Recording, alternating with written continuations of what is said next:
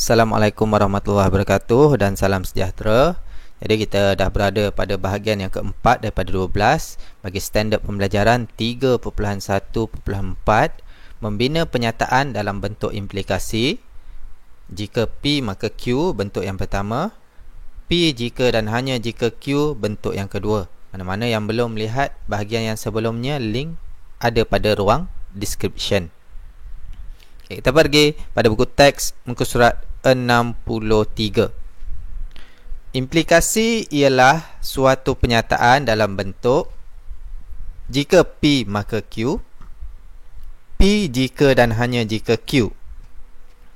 P ini kita kenali sebagai anti-jadian, Q ini kita kenali dia sebagai akibat. Jadi P anti-jadian, Q adalah akibat. Pergi pada contoh buku teks muka surat 64. Bentukkan implikasi. Yang pertama, jika P maka Q. Yang kedua, P jika dan hanya jika Q dari anti-jadian dan akibat. Diberi anti-jadian dan akibat, bentuk implikasi. Okey, implikasi yang pertama, jika anti-jadian maka akibat. Jika anti-jadian maka akibat. Jadi penyelesaian dia, jika M boleh dibahagi tepat dengan 6, maka M ialah gandaan 6. Senang saja, jika anti-jadian maka akibat.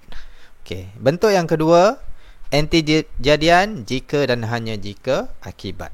Jadi copy balik, M boleh dibahagi tepat dengan 6 jika dan hanya jika M ialah gandaan 6.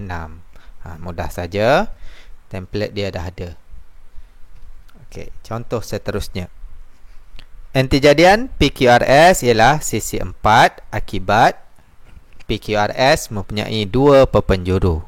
Jadi penyelesaian, jika anti-jadian maka akibat.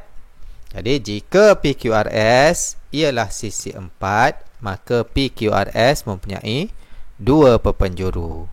Bentuk yang kedua pun sama.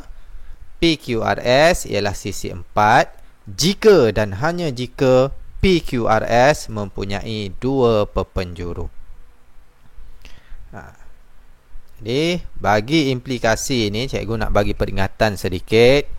Pastikan tiada kesalahan ejaan apabila membentuk implikasi.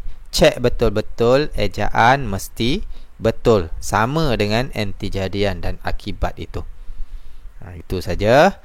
Contoh seterusnya, contoh 10 surat 64 lagi. Tentukan anti-jadian dan akibat berdasarkan implikasi berikut.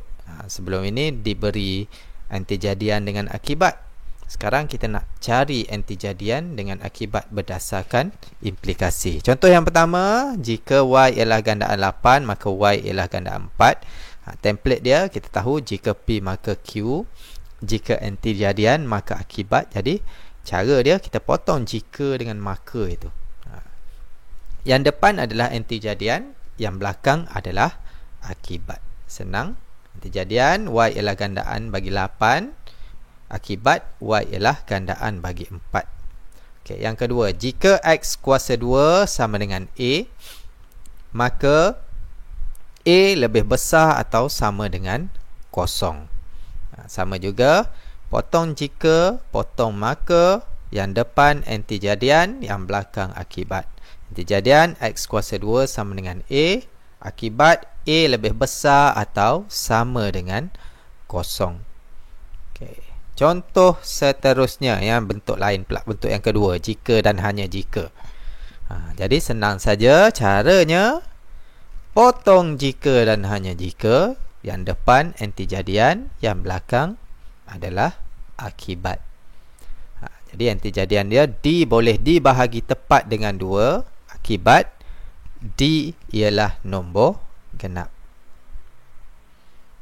Okey, implikasi P jika dan hanya jika Q terdiri daripada 2 implikasi yang berikut.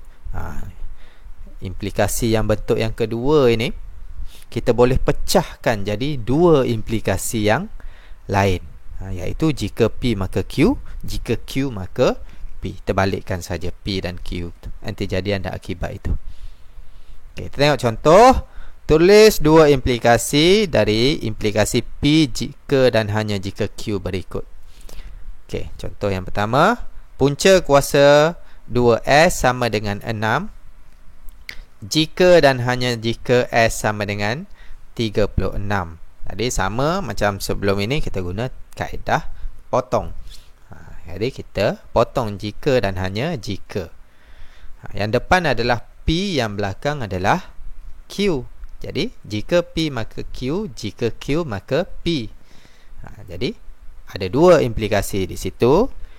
Jika punca kuasa 2S P, maka S sama dengan 36. Yang ini Q. Jadi kita terbalikkan sajalah.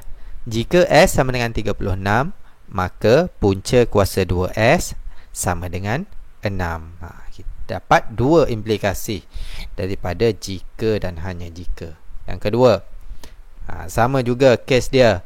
Potong jika dan hanya jika. Yang depan adalah P, yang belakang adalah Q.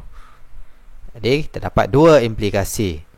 Jika M tambah 6 lebih besar pada 10, maka M sama dengan 4, M lebih besar daripada 4.